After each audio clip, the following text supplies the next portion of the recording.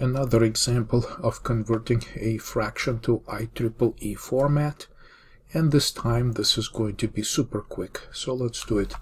So negative 0.125 equals, of course the sign is negative, so the sign bit is set to 1.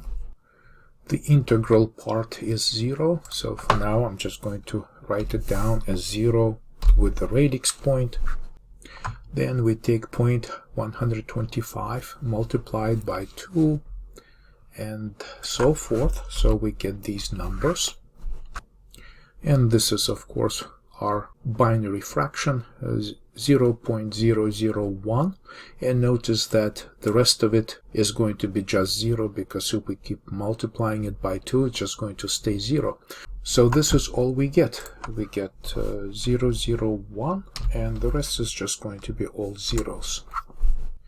And because it's totally assembled from base 2 fractions, in fact there's just one, this one, this is a dyadic fraction. So this binary fraction is denormalized. We still have to normalize it, and obviously there is only one significant digit right here, so we have to move our radix point to the right 1, 2, 3 times. So it becomes 1.0 times 2 raised to the third power, but of course this is a negative power, because with this exponent we are dividing by 2, not multiplying by it.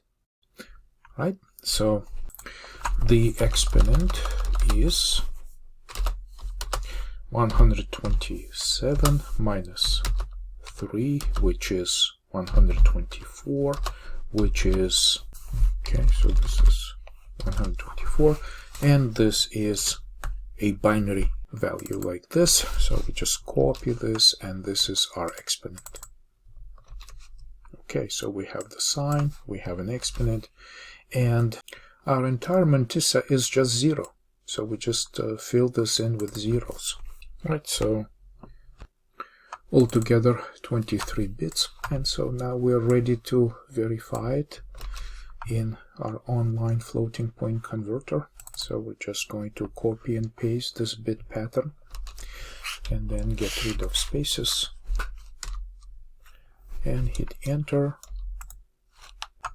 and here's our negative 0.125.